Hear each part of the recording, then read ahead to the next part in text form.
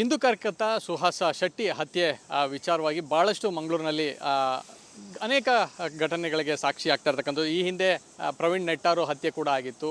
ಆ ಘಟನೆ ಮಾಸುವ ಮುನ್ನವೇ ಈ ರೀತಿಯಾದಂಥ ಘಟನೆ ನಡೆದಿದೆ. ನಮ್ಮ ಜೊತೆ ಮಾತನಾಡಲಿಕ್ಕೆ ಕಾರ್ಕಳ ಶಾಸಕರಾದಂಥ ಸುನಿಲ್ ಕುಮಾರ್ ಅವರಿದ್ದಾರೆ. ಅವ್ರನ್ನ ಮಾತಾಡ್ಸ್ತಾ ಹೋಗ್ತೀನಿ. ಸರ್, ಇವತ್ತು ಸುಹಾಸ್ ಅವರ ಹತ್ಯೆ ಅನೇಕ ಘಟನೆಗಳಿಗೆ ಸಾಕ್ಷಿ ಆಗ್ತಾ ಇದೆ. ಯಾಕಂತಂದರೆ ಇವತ್ತು ಪದೇ ಪದೇ ಹೇಳ್ತಾ ಇದ್ದಾರೆ ಗೃಹ ಸಚಿವರು, ಇದೆಲ್ಲ ರಾಜ್ಯದಲ್ಲಿ ಇಷ್ಟು ದೊಡ್ಡ ರಾಜ್ಯ, ಸಣ್ಣ ಘಟನೆ, ಇನ್ಯಾವುದೋ ರೀತಿಯಾದಂಥ ಹತ್ಯೆ ಆದರೆ ಅವನು ಹಿಂದೂ ಕಾರ್ಯಕರ್ತ, ಈ ರೀತಿಯಾದಂಥ ವಿಚಾರಗಳು ಭಾಳಷ್ಟು ಚರ್ಚೆಗೆ. ಈ ಸರ್ಕಾರ ಬಂದ ನಂತರ ಮುಸಲ್ಮಾನ್ ಗೂಂಡಾಗಳು ರಾಜಾರೋಷವಾಗಿ ತಿರುಗುವಂಥ ವಾತಾವರಣವನ್ನು ಈ ಸರ್ಕಾರವೇ ಸೃಷ್ಟಿ ಮಾಡಿಕೊಟ್ಟಿದ್ದು.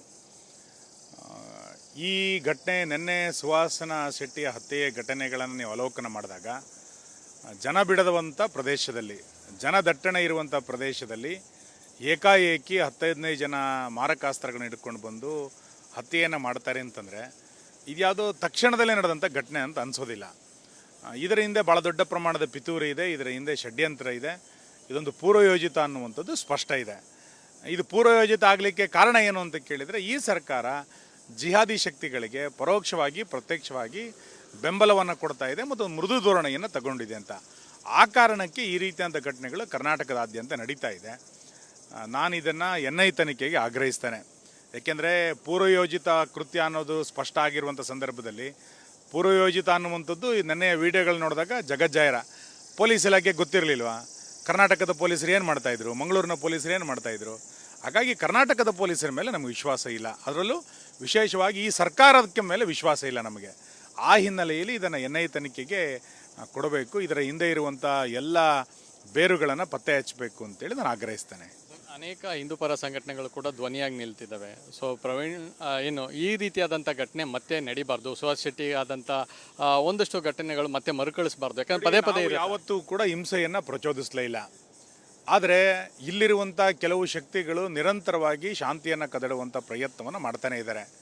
ಮತ್ತು ದಕ್ಷಿಣ ಕನ್ನಡ ಜಿಲ್ಲೆಯಲ್ಲಿ ಹಿಂದೂ ಕಾರ್ಯಕರ್ತರನ್ನ ಟಾರ್ಗೆಟ್ ಮಾಡ್ತಾ ಇರೋದು ಯಾವಾಗ ಅಂತ ಕೇಳಿದರೆ, ಈ PFIನ ಚಟುವಟಿಕೆಗಳು ಸಕ್ರಿಯ ಆದ ನಂತರ ಮತ್ತು ಪೊಲೀಸರ ಮೃದು ಧೋರಣೆಯ ಕಾರಣಕ್ಕೆ ಭಾಳ ದೊಡ್ಡ ಪ್ರಮಾಣದಲ್ಲಿ PFIನ ಚಟುವಟಿಕೆಗಳು ಸಕ್ರಿಯ ಆಗ್ತಾ ಇದೆ.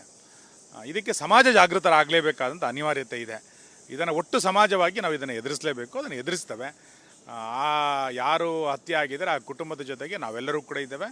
ಆ ಕುಟುಂಬದ ಸಂಪೂರ್ಣ ರಕ್ಷಣೆಯ ಹೊಣೆಯನ್ನು ನಾವು ಹೊತ್ಕೊಳ್ತೇವೆ.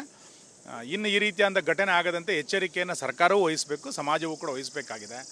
ಆದರೆ ಒಟ್ಟಾರೆ ಬೆಳವಣಿಗೆಗಳು ನೋಡಿದಾಗ, ನಿನ್ನೆ ವಿಡಿಯೋಗಳನ್ನು ಗಮನಿಸಿದಾಗ ಆರೋಪಿಗಳು ಪರಿಹಾರ ಆಗಲಿಕ್ಕೆ ಮುಸಲ್ಮಾನ್ ಮಹಿಳೆಯರು ಸಹಕಾರವನ್ನು ಮಾಡಿರುವಂಥದ್ದು ನೋಡಿದಾಗ ದಿಗ್ಭ್ರಮೆ ಆಗುತ್ತೆ ನಮಗೆ. ಅಂದರೆ ಯಾರ್ಯಾರು ಇದರಲ್ಲಿ ಕೃತ್ಯಗಳಲ್ಲಿ ಭಾಗಿಯಾಗಿದ್ದಾರೆ ಅಂತ. ಹಾಗಾಗಿ ಇದಕ್ಕೆ ಆಕ್ಸಿಡೆಂಟ್ ಮಾಡಿದಂಥ ವಾಹನ ಯಾರು, ಅದರ ವಾಹನದ ಹಿಂದೆ ಇರೋರು ಯಾರು, ಕೃತ್ಯಕ್ಕೆ ಬಳಸಿದಂಥ ಕಾರು, ಮಾರಕಾಸ್ತ್ರಗಳು ಮತ್ತು ಜಾಗ ಆಯ್ಕೆ ಮಾಡಿಕೊಂಡಿದ್ದು ಮಹಿಳೆಯರು, ಇದೆಲ್ಲ ಆಯಾಮಗಳಲ್ಲೇ ತನಿಖೆ ಆಗಬೇಕು. ಒಂದು 100ಕ್ಕೂ ಹೆಚ್ಚು ಜನ ಇದರಲ್ಲಿ ಭಾಗಿಯಾಗಿದ್ದಾರೆ ಎನ್ನುವಂಥದ್ದು ಸ್ಪಷ್ಟ ಇದೆ. ಖಂಡಿತ ಇದನ್ನು ಸುಮ್ಮನೆ ಬಿಡಲಿಕ್ಕೆ ಆಗೋದಿಲ್ಲ. NI ತನಿಖೆಗೆ ಆಗ್ರಹಿಸಬೇಕು. ನಾವು ಮತ್ತು ಇದನ್ನು ಕೇಂದ್ರ ಸರ್ಕಾರಕ್ಕೂ ಕೂಡ ಆಗ್ರಹಿಸ್ತೇವೆ. ಕೇಂದ್ರ ಸರ್ಕಾರ ಮಧ್ಯಪ್ರವೇಶ ಮಾಡಿ NI ತನಿಖೆಗೆ ಇದನ್ನು ತೆಗೆದುಕೊಳ್ಬೇಕು ಅಂತೇಳಿ ನಾನು ಆಗ್ರಹಿಸ್ತೇನೆ. ಒಂದು ತಿಂಗಳ ಮೊದಲೇ ಪೋಸ್ಟರ್ನ ಹಾಕಿತ್ತು ಸುಹಾಸನ ಹತ್ಯೆ ಮಾಡಲಾಗುತ್ತೆ ಅನ್ನೋದು. ಅಂದರೆ ಇದು ಮುಂಚೆನೇ ಪೊಲೀಸರಿಗೆ ಗೊತ್ತಿತ್ತು, ಆದರೂ ಕೂಡ ಯಾವಕ್ಕೆ ಕ್ರಮವನ್ನು ತೆಗೆದುಕೊಂಡಿಲ್ಲ. ಕರ್ನಾಟಕದಲ್ಲಿ ಸಿದ್ದರಾಮಯ್ಯ ಸರ್ಕಾರ ಬಂದ ನಂತರ ಮುಸಲ್ಮಾನರು ಏನು ಮಾಡಿದ್ರು ನಡೆಯುತ್ತೆ ಎನ್ನುವಂಥ ವಾತಾವರಣ, ಪೊಲೀಸರ ಬಗ್ಗೆ ಭಯ ಇಲ್ಲದಂಥ ವಾತಾವರಣ ಮುಸಲ್ಮಾನರಿಗೆ ಪ್ರಾರಂಭ ಆಗಿದೆ. ನಾನು ಅದಕ್ಕೆ ಹೇಳಿದೆ ಪೂರ್ವಯೋಜಿತ ಅಂತ. ಮುಸಲ್ಮಾನ್ ವಾಟ್ಸಪ್ ಗ್ರೂಪ್ಗಳಲ್ಲಿ ಸುಹಾಸನನ್ನು ಮತ್ತು ಹಿಂದೂ ಸಂಘಟನೆಯ ಕಾರ್ಯಕರ್ತರನ್ನು ಹತ್ಯೆ ಮಾಡ್ತೀವಿ ಎನ್ನುವಂಥದ್ದು ಹರಿದಾಡ್ತಾ ಇದ್ರೂ ಕೂಡ ಪೊಲೀಸ್ ಇಲಾಖೆ ಯಾರಿಗೂ ವಾರ್ನ್ ಮಾಡಿಲ್ಲ, ಪೊಲೀಸ್ ಇಲಾಖೆ ಯಾರಿಗೂ ಎಚ್ಚರಿಕೆಯನ್ನು ಕೊಟ್ಟಿಲ್ಲ. ಯಾರನ್ನ 4 ಜನರನ್ನು ಕರ್ಕೊಂಡು ಬಂದು ರಿಪೇರಿ ಮಾಡಿದರೆ ಈ ಘಟನೆಯನ್ನು ನಾವು ತಪ್ಪಿಸ್ಬೋದಾಗಿತ್ತೇನೋ. ಅಂದರೆ ಪೊಲೀಸರಿಗೂ ಎಲ್ಲ ಒಂದು ಕಡೆ ಮುಂಚಿತವಾಗಿ ಗೊತ್ತಿತ್ತೇನೋ ಅನ್ನೋಷ್ಟರ ಮಟ್ಟಿಗೆ ಅನುಮಾನಗಳು ನಿರ್ಮಾಣ ಆಗ್ತಾಯಿದೆ. ಕರ್ನಾಟಕದ ಗೃಹ ಸಚಿವರು ಪರಿಸ್ಥಿತಿ ಏನು ಅಂತ ಕೇಳಿದರೆ, ಚಾಮರಾಜಪೇಟೆಯಲ್ಲಿ ಕೆಚ್ಚಲು ಕೊಯ್ದಂಥ ಘಟನೆ ನಡೆದಾಗ ಆರೋಪಿ ಮಾನಸಿಕ ಅಂತ ಹೇಳಿಬಿಡ್ತಾರೆ. ಅಂದರೆ ಮುಸಲ್ಮಾನರ ಆರೋಪಿಗಳಾದರೆ ಅವರು ಮಾನಸಿಕರು ಅಂತೇಳಿ ಇದನ್ನು ಮುಚ್ಚಾಕುವಂಥ ಪ್ರಕರಣಗಳು ನಡೆಯುತ್ತೆ. ಇದು ಆ ರೀತಿ ಆಗದೆ ಇದನ್ನು ಸಂಪೂರ್ಣವಾಗಿ NI ತನಿಖೆ ಕೊಟ್ಟು ಎಲ್ಲ ಆಯಾಮಗಳಲ್ಲಿ ತನಿಖೆ ಆಗಬೇಕು. ಇದರ ಹಿಂದೆ ಇರುವಂಥ ಎಲ್ಲ ಶಕ್ತಿಗಳನ್ನು ಹುಟ್ಟಡಗಿಸಬೇಕು ಅಂತೇಳಿ ನಾನು ಆಗ್ರಹಿಸ್ತೇನೆ. ಇದಿಷ್ಟು ಶಾಸಕರಾದಂಥ ಸುನಿಲ್ ಕುಮಾರ್ ಅವರು ಮತ್ತು ಕ್ಯಾಮರ್ಸನ್ ಕೃಷ್ಣ ಜೊತೆ ಚಂದ್ರಶೇಖರ್, ರಿಪಬ್ಲಿಕ್ ಕನ್ನಡ, ಮಂಗಳೂರು. ಹಿಂದೂ ಕಾರ್ಯಕರ್ತ ಸುಹಾಸ ಶೆಟ್ಟಿ ಹತ್ಯೆ ವಿಚಾರವಾಗಿ ಭಾಳಷ್ಟು ಮಂಗಳೂರಿನಲ್ಲಿ ಅನೇಕ ಘಟನೆಗಳಿಗೆ ಸಾಕ್ಷಿ ಆಗ್ತಾ ಇರ್ತಕ್ಕಂಥದ್ದು. ಈ ಹಿಂದೆ ಪ್ರವೀಣ್ ನೆಟ್ಟಾರು ಹತ್ಯೆ ಕೂಡ ಆಗಿತ್ತು. ಆ ಘಟನೆ ಮಾಸುವ ಮುನ್ನವೇ ಈ ರೀತಿಯಾದಂಥ ಘಟನೆ ನಡೆದಿದೆ. ನಮ್ಮ ಜೊತೆ ಮಾತನಾಡಲಿಕ್ಕೆ ಕಾರ್ಕಳ ಶಾಸಕರಾದಂಥ ಸುನಿಲ್ ಕುಮಾರ್ ಅವರಿದ್ದಾರೆ. ಅವ್ರನ್ನ ಮಾತಾಡ್ಸ್ತಾ ಹೋಗ್ತೀನಿ. ಸರ್, ಇವತ್ತು ಸುಹಾಸ್ ಅವರ ಹತ್ಯೆ ಅನೇಕ ಘಟನೆಗಳಿಗೆ ಸಾಕ್ಷಿ ಆಗ್ತಾ ಇದೆ. ಯಾಕಂತಂದರೆ ಇವತ್ತು ಪದೇ ಪದೇ ಹೇಳ್ತಾ ಇದ್ದಾರೆ ಗೃಹ ಸಚಿವರು, ಇದೆಲ್ಲ ರಾಜ್ಯದಲ್ಲಿ ಇಷ್ಟು ದೊಡ್ಡ ರಾಜ್ಯ, ಸಣ್ಣ ಘಟನೆ, ಇನ್ಯಾವುದೋ ರೀತಿಯಾದಂಥ ಹತ್ಯೆ ಆದರೆ ಅವನು ಹಿಂದೂ ಕಾರ್ಯಕರ್ತ, ಈ ರೀತಿಯಾದಂಥ ವಿಚಾರಗಳು ಭಾಳಷ್ಟು ಚರ್ಚೆಗೆ ನೋಡಿ, ಈ ಸರ್ಕಾರ ಬಂದ ನಂತರ ಮುಸಲ್ಮಾನ್ ಗೂಂಡಾಗಳು ರಾಜಾರೋಷವಾಗಿ ತಿರುಗುವಂಥ ವಾತಾವರಣವನ್ನು ಈ ಸರ್ಕಾರವೇ ಸೃಷ್ಟಿ ಮಾಡಿಕೊಟ್ಟಿದ್ದು. ಈ ಘಟನೆ ನಿನ್ನೆ ಸುಹಾಸನ ಶೆಟ್ಟಿಯ ಹತ್ಯೆಯ ಘಟನೆಗಳನ್ನು ನೀವು ಅವಲೋಕನ ಮಾಡಿದಾಗ ಜನ ಬಿಡದಂಥ ಪ್ರದೇಶದಲ್ಲಿ, ಜನದಟ್ಟಣೆ ಇರುವಂಥ ಪ್ರದೇಶದಲ್ಲಿ ಏಕಾಏಕಿ 15 ಜನ ಮಾರಕಾಸ್ತ್ರಗಳನ್ನ ಹಿಡ್ಕೊಂಡು ಬಂದು ಹತ್ಯೆಯನ್ನು ಮಾಡ್ತಾರೆ ಅಂತಂದರೆ ಇದ್ಯಾವುದೋ ತಕ್ಷಣದಲ್ಲೇ ನಡೆದಂಥ ಘಟನೆ ಅಂತ ಅನಿಸೋದಿಲ್ಲ.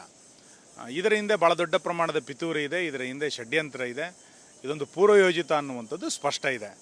ಇದು ಪೂರ್ವಯೋಜಿತ ಆಗಲಿಕ್ಕೆ ಕಾರಣ ಏನು ಅಂತ ಕೇಳಿದರೆ, ಈ ಸರ್ಕಾರ ಜಿಹಾದಿ ಶಕ್ತಿಗಳಿಗೆ ಪರೋಕ್ಷವಾಗಿ ಪ್ರತ್ಯಕ್ಷವಾಗಿ ಬೆಂಬಲವನ್ನು ಕೊಡ್ತಾ ಇದೆ ಮತ್ತು ಒಂದು ಮೃದು ಧೋರಣೆಯನ್ನು ತಗೊಂಡಿದೆ ಅಂತ. ಆ ಕಾರಣಕ್ಕೆ ಈ ರೀತಿಯಾದ ಘಟನೆಗಳು ಕರ್ನಾಟಕದಾದ್ಯಂತ ನಡೀತಾ ಇದೆ. ನಾನು ಇದನ್ನು NI ತನಿಖೆಗೆ ಆಗ್ರಹಿಸ್ತೇನೆ. ಏಕೆಂದರೆ ಪೂರ್ವಯೋಜಿತ ಕೃತ್ಯ ಅನ್ನೋದು ಸ್ಪಷ್ಟ ಆಗಿರುವಂಥ ಸಂದರ್ಭದಲ್ಲಿ ಪೂರ್ವಯೋಜಿತ ಅನ್ನುವಂಥದ್ದು ನೆನ್ನೆಯ ವಿಡಿಯೋಗಳು ನೋಡಿದಾಗ ಜಗಜ್ಜಾಹಿರ. ಪೊಲೀಸ್ ಇಲಾಖೆ ಗೊತ್ತಿರಲಿಲ್ವಾ? ಕರ್ನಾಟಕದ ಪೊಲೀಸರು ಏನು ಮಾಡ್ತಾಯಿದ್ರು, ಮಂಗಳೂರಿನ ಪೊಲೀಸರು ಏನು ಮಾಡ್ತಾಯಿದ್ರು? ಹಾಗಾಗಿ ಕರ್ನಾಟಕದ ಪೊಲೀಸರ ಮೇಲೆ ನಮಗೆ ವಿಶ್ವಾಸ ಇಲ್ಲ, ಅದರಲ್ಲೂ ವಿಶೇಷವಾಗಿ ಈ ಸರ್ಕಾರದ ಮೇಲೆ ವಿಶ್ವಾಸ ಇಲ್ಲ ನಮಗೆ. ಆ ಹಿನ್ನೆಲೆಯಲ್ಲಿ ಇದನ್ನು NI ತನಿಖೆಗೆ ಕೊಡಬೇಕು, ಇದರ ಹಿಂದೆ ಇರುವಂಥ ಎಲ್ಲ ಬೇರುಗಳನ್ನು ಪತ್ತೆ ಹಚ್ಚಬೇಕು ಅಂತೇಳಿ ನಾನು ಆಗ್ರಹಿಸ್ತೇನೆ.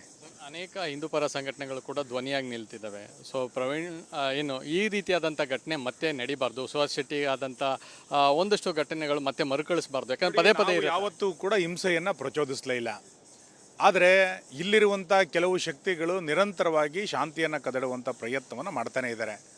ಮತ್ತು ದಕ್ಷಿಣ ಕನ್ನಡ ಜಿಲ್ಲೆಯಲ್ಲಿ ಹಿಂದೂ ಕಾರ್ಯಕರ್ತರನ್ನ ಟಾರ್ಗೆಟ್ ಮಾಡ್ತಾ ಇರೋದು ಯಾವಾಗ ಅಂತ ಕೇಳಿದರೆ, ಈ PFIನ ಚಟುವಟಿಕೆಗಳು ಸಕ್ರಿಯ ಆದ ನಂತರ ಮತ್ತು ಪೊಲೀಸರ ಮೃದು ಧೋರಣೆಯ ಕಾರಣಕ್ಕೆ ಭಾಳ ದೊಡ್ಡ ಪ್ರಮಾಣದಲ್ಲಿ PFIನ ಚಟುವಟಿಕೆಗಳು ಸಕ್ರಿಯ ಆಗ್ತಾ ಇದೆ. ಇದಕ್ಕೆ ಸಮಾಜ ಜಾಗೃತರಾಗಲೇಬೇಕಾದಂಥ ಅನಿವಾರ್ಯತೆ ಇದೆ. ಇದನ್ನು ಒಟ್ಟು ಸಮಾಜವಾಗಿ ನಾವು ಇದನ್ನು ಎದುರಿಸಲೇಬೇಕು, ಅದನ್ನು ಎದುರಿಸ್ತೇವೆ. ಯಾರು ಹತ್ಯೆ ಆಗಿದ್ದಾರೆ ಆ ಕುಟುಂಬದ ಜೊತೆಗೆ ನಾವೆಲ್ಲರೂ ಕೂಡ ಇದ್ದೇವೆ. ಆ ಕುಟುಂಬದ ಸಂಪೂರ್ಣ ರಕ್ಷಣೆಯ ಹೊಣೆಯನ್ನು ನಾವು ಹೊತ್ಕೊಳ್ತೇವೆ. ಇನ್ನು ಈ ರೀತಿಯಾದ ಘಟನೆ ಆಗದಂತೆ ಎಚ್ಚರಿಕೆಯನ್ನು ಸರ್ಕಾರವೂ ವಹಿಸಬೇಕು, ಸಮಾಜವೂ ಕೂಡ ವಹಿಸಬೇಕಾಗಿದೆ. ಆದರೆ ಒಟ್ಟಾರೆ ಬೆಳವಣಿಗೆಗಳು ನೋಡಿದಾಗ, ನಿನ್ನೆ ವಿಡಿಯೋಗಳನ್ನು ಗಮನಿಸಿದಾಗ, ಆರೋಪಿಗಳು ಪರಿಹಾರ ಆಗಲಿಕ್ಕೆ ಮುಸಲ್ಮಾನ್ ಮಹಿಳೆಯರು ಸಹಕಾರವನ್ನು ಮಾಡಿರುವಂಥದ್ದು ನೋಡಿದಾಗ ದಿಗ್ಭ್ರಮೆ ಆಗುತ್ತೆ ನಮಗೆ. ಅಂದರೆ ಯಾರ್ಯಾರು ಇದರಲ್ಲಿ ಕೃತ್ಯಗಳಲ್ಲಿ ಭಾಗಿಯಾಗಿದ್ದಾರೆ ಅಂತ. ಹಾಗಾಗಿ ಇದಕ್ಕೆ ಆಕ್ಸಿಡೆಂಟ್ ಮಾಡಿದಂಥ ವಾಹನ ಯಾರು, ಅದರ ವಾಹನದ ಹಿಂದೆ ಇರೋರು ಯಾರು, ಕೃತ್ಯಕ್ಕೆ ಬಳಸಿದಂಥ ಕಾರು, ಮಾರಕಾಸ್ತ್ರಗಳು ಮತ್ತು ಜಾಗ ಆಯ್ಕೆ ಮಾಡಿಕೊಂಡಿದ್ದು ಮಹಿಳೆಯರು, ಇದೆಲ್ಲ ಆಯಾಮಗಳಲ್ಲೇ ತನಿಖೆ ಆಗಬೇಕು. ಒಂದು 100ಕ್ಕೂ ಹೆಚ್ಚು ಜನ ಇದರಲ್ಲಿ ಭಾಗಿಯಾಗಿದ್ದಾರೆ ಎನ್ನುವಂಥದ್ದು ಸ್ಪಷ್ಟ ಇದೆ. ಖಂಡಿತ ಇದನ್ನು ಸುಮ್ಮನೆ ಬಿಡಲಿಕ್ಕೆ ಆಗೋದಿಲ್ಲ. NI ತನಿಖೆಗೆ ಆಗ್ರಹಿಸಬೇಕು. ನಾವು ಮತ್ತು ಇದನ್ನು ಕೇಂದ್ರ ಸರ್ಕಾರಕ್ಕೂ ಕೂಡ ಆಗ್ರಹಿಸ್ತೇವೆ. ಕೇಂದ್ರ ಸರ್ಕಾರ ಮಧ್ಯಪ್ರವೇಶ ಮಾಡಿ NI ತನಿಖೆಗೆ ಇದನ್ನು ತೆಗೆದುಕೊಳ್ಬೇಕು ಅಂತೇಳಿ ನಾನು ಆಗ್ರಹಿಸ್ತೇನೆ. ಒಂದು ತಿಂಗಳ ಮೊದಲೇ ಪೋಸ್ಟರ್ನ ಹಾಕಿತ್ತು ಸುಹಾಸನ ಹತ್ಯೆ ಮಾಡಲಾಗುತ್ತೆ ಅನ್ನೋದು. ಅಂದರೆ ಇದು ಮುಂಚೆನೇ ಪೊಲೀಸರಿಗೆ ಗೊತ್ತಿತ್ತು, ಆದರೂ ಕೂಡ ಯಾವಕ್ಕೆ ಕ್ರಮವನ್ನು ತೆಗೆದುಕೊಂಡಿಲ್ಲ. ಕರ್ನಾಟಕದಲ್ಲಿ ಸಿದ್ದರಾಮಯ್ಯ ಸರ್ಕಾರ ಬಂದ ನಂತರ ಮುಸಲ್ಮಾನರು ಏನು ಮಾಡಿದ್ರು ನಡೆಯುತ್ತೆ ಎನ್ನುವಂಥ ವಾತಾವರಣ, ಪೊಲೀಸರ ಬಗ್ಗೆ ಭಯ ಇಲ್ಲದಂಥ ವಾತಾವರಣ ಮುಸಲ್ಮಾನರಿಗೆ ಪ್ರಾರಂಭ ಆಗಿದೆ. ನಾನು ಅದಕ್ಕೆ ಹೇಳಿದೆ ಪೂರ್ವಯೋಜಿತ ಅಂತ. ಮುಸಲ್ಮಾನ್ ವಾಟ್ಸಪ್ ಗ್ರೂಪ್ಗಳಲ್ಲಿ ಸುಹಾಸನನ್ನು ಮತ್ತು ಹಿಂದೂ ಸಂಘಟನೆಯ ಕಾರ್ಯಕರ್ತರನ್ನು ಹತ್ಯೆ ಮಾಡ್ತೀವಿ ಎನ್ನುವಂಥದ್ದು ಹರಿದಾಡ್ತಾ ಇದ್ರೂ ಕೂಡ ಪೊಲೀಸ್ ಇಲಾಖೆ ಯಾರಿಗೂ ವಾರ್ನ್ ಮಾಡಿಲ್ಲ, ಪೊಲೀಸ್ ಇಲಾಖೆ ಯಾರಿಗೂ ಎಚ್ಚರಿಕೆಯನ್ನು ಕೊಟ್ಟಿಲ್ಲ. ಯಾರನ್ನ 4 ಜನರನ್ನು ಕರ್ಕೊಂಡು ಬಂದು ರಿಪೇರಿ ಮಾಡಿದರೆ ಈ ಘಟನೆಯನ್ನು ನಾವು ತಪ್ಪಿಸ್ಬೋದಾಗಿತ್ತೇನೋ. ಅಂದರೆ ಪೊಲೀಸರಿಗೂ ಎಲ್ಲ ಒಂದು ಕಡೆ ಮುಂಚಿತವಾಗಿ ಗೊತ್ತಿತ್ತೇನೋ ಅನ್ನೋಷ್ಟರ ಮಟ್ಟಿಗೆ ಅನುಮಾನಗಳು ನಿರ್ಮಾಣ ಆಗ್ತಾಯಿದೆ. ಕರ್ನಾಟಕದ ಗೃಹ ಸಚಿವರು ಪರಿಸ್ಥಿತಿ ಏನು ಅಂತ ಕೇಳಿದರೆ, ಚಾಮರಾಜಪೇಟೆನಲ್ಲಿ ಕೆಚ್ಚಲು ಕೊಯ್ದಂಥ ಘಟನೆ ನಡೆದಾಗ ಆರೋಪಿ ಮಾನಸಿಕ ಅಂತ ಹೇಳ್ಬಿಡ್ತಾರೆ. ಅಂದರೆ ಮುಸಲ್ಮಾನರ ಆರೋಪಿಗಳಾದರೆ ಅವ್ರು ಮಾನಸಿಕರು ಅಂತೇಳಿ ಇದನ್ನು ಮುಚ್ಚಾಕುವಂಥ ಪ್ರಕರಣಗಳು ನಡೆಯುತ್ತೆ. ಇದು ಆ ರೀತಿ ಆಗದೆ ಇದನ್ನು ಸಂಪೂರ್ಣವಾಗಿ NI ತನಿಖೆ ಕೊಟ್ಟು ಎಲ್ಲ ಆಯಾಮಗಳಲ್ಲಿ ತನಿಖೆ ಆಗಬೇಕು. ಇದರ ಹಿಂದೆ ಇರುವಂಥ ಎಲ್ಲ ಶಕ್ತಿಗಳನ್ನು ಹುಟ್ಟಡಗಿಸಬೇಕು ಅಂತೇಳಿ ನಾನು ಆಗ್ರಹಿಸ್ತೇನೆ. ಇದಿಷ್ಟು ಶಾಸಕರಾದಂಥ ಸುನಿಲ್ ಕುಮಾರ್ ಅವರು ಮತ್ತು ಕ್ಯಾಮರಾ ಪರ್ಸನ್ ಕೃಷ್ಣ ಜೊತೆ ಚಂದ್ರಶೇಖರ್, ರಿಪಬ್ಲಿಕ್ ಕನ್ನಡ, ಮಂಗಳೂರು.